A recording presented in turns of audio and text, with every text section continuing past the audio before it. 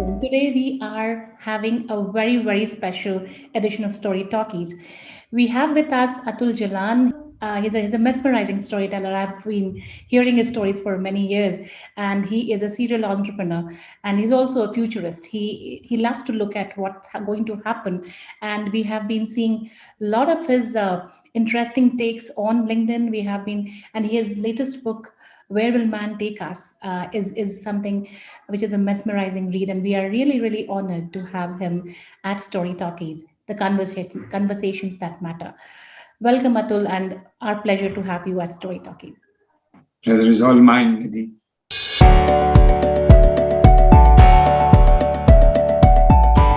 I've been listening to you for such a long time, and I understand how passionate you are about storytelling as a discipline, evolution of storytelling as a discipline.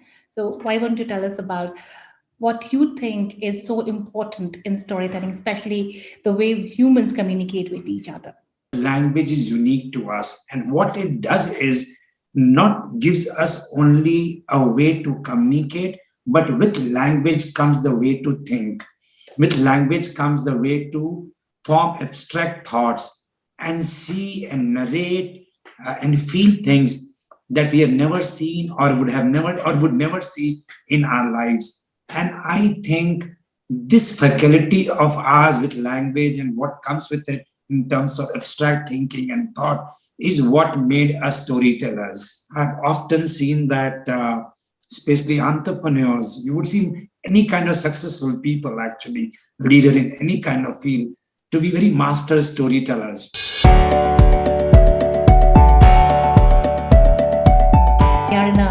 We are in a world where everyone is shouting at the top of their lungs, but who's listening? How do I make my uh, reader, my audience, my customer listen to me? What is the trick that I can play with my language in order to gain a person's attention and retain it? What is the biggest change in my mind is data. Okay, and data today knows more about us than we know about us ourselves. And the use of data and AI to basically deliver hyper personalized communication messages at scale, I think is the biggest difference. And usage of data, algorithm, and I think is the need of the hour. And that is how you declutter as well. So all the overwhelming content and clutter that is your online world and so on and so forth. I think the way to differentiate for any communicator would be in sense be able to empathize and contextualize and relate and personalize the message at scale.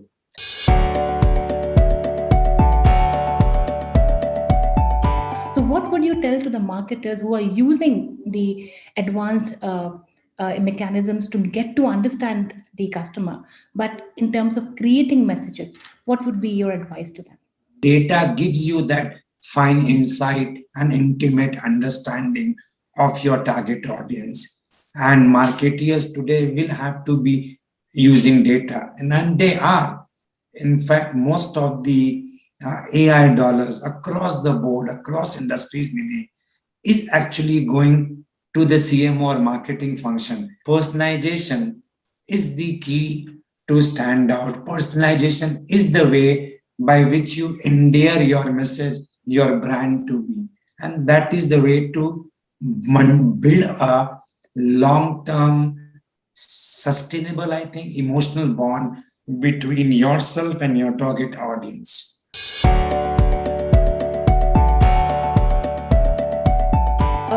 You talked about an emotional bond, right? It's very important for a marketer to create that emotional bond. It's very important for the storyteller to create that emotional bond with the audience. In creating this emotional bond, of course, data plays a very important role, but also the stories. The way you create your stories, so how the stories. So that's what we storytellers say, that don't create content, tell stories.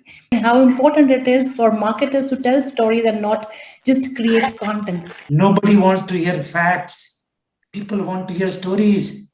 There's so much content out there, all kind. I'm a voracious reader, but I'm perpetually falling behind things that I need to catch up in terms of reading or watching and things like that. So what stands out is again, if the same message was told in a nice, crisp, individualized story form, then not only will I listen to it, but will stick to my head as well.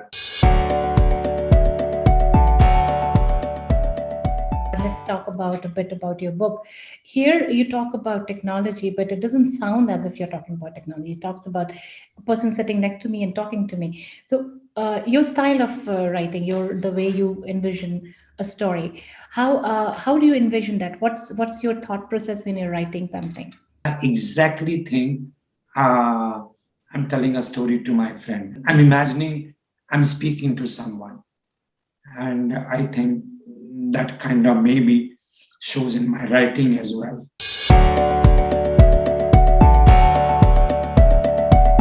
You are one of the best marketers I've ever met. So, is the marketing? I mean, just the way you have been able to. When I say marketing, is because you have been able to sell the idea that you believe into. You've made each of us believe in that idea, right? And go ahead with our heart into it. And that's what marketing is all about. You're marketing an idea. So, but you are saying that you're having a conversation.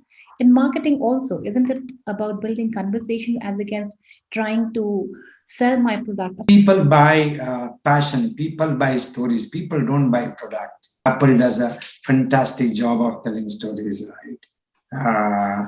So I think, and there are innumerous examples that we can go into. But people don't buy benefits, people don't buy features, people buy stories. And I think all successful marketeers and brands, they become successful because they have figured the art and science of telling stories. Master storytellers, first they have deluded themselves with their own stories, and then they've infected others.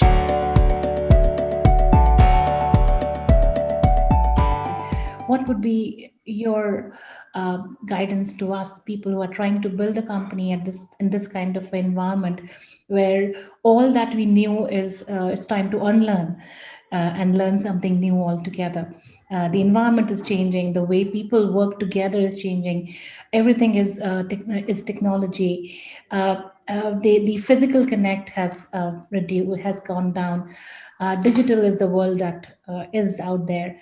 How do we retain the touch and feel of a human, human touch, and build a grand business that we could have built in a different era?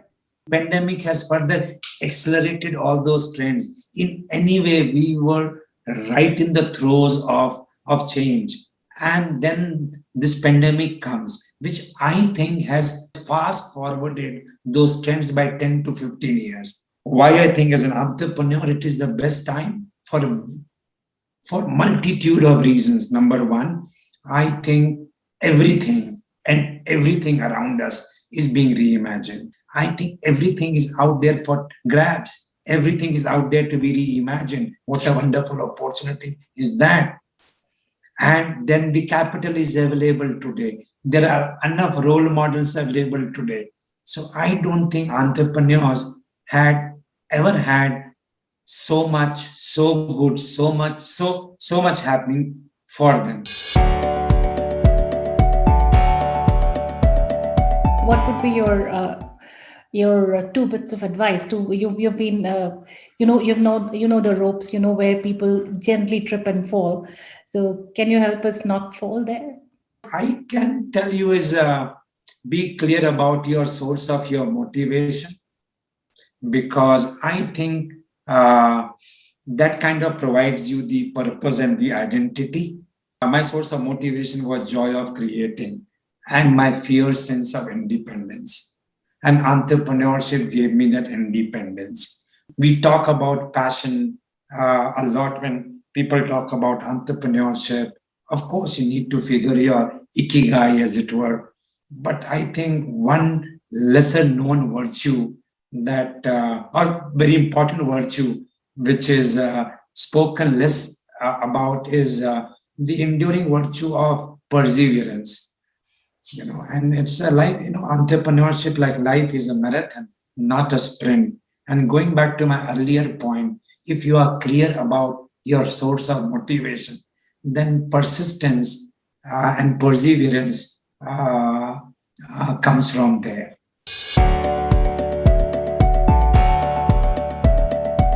Finally, sir, this is my final question to you. Is we see the platforms that they are available today, and there are so many of them. Thought leaders. They are now actually focusing on putting their voice out there. Thought leaders are coming out and they're speaking out, and they are choosing their media, be it LinkedIn, be it Insta, be it Clubhouse these days. Is it a thought? It is by design? What is by design is when I mentioned Insta. So on Insta, I'll also put about my travel. I'll also talk about them if I saw some movie and I liked it or appealed to me for some reason, or books. I won't do that on LinkedIn because of professional network. So that is by design that I don't post few things or share few things on LinkedIn. But why do I write about science and technologies and topics that I talk about? Is for two, three good reasons. Number one, I think because those are the subjects that fascinates me. Uh, uh, I'm in I'm in that headspace, I guess. So I share what gives me joy, and I believe that the joy has to be shared, and that will bring joy to others. Second, I think that, as I said, what a time to be alive. I truly believe that every day there's new realizations, new discoveries, new inventions. We live in a rational world, but it's composed of elements of magical realism. And I think just that sense of discovery, inventions, new realizations every day, I feel like sharing. And I think there are not enough platforms or enough voices doing it. And that, I guess, is my motivation. So you need your personality to show in the communication that you have. Yeah, and that what brings like-minded people together, and that's what is more sustainable as well.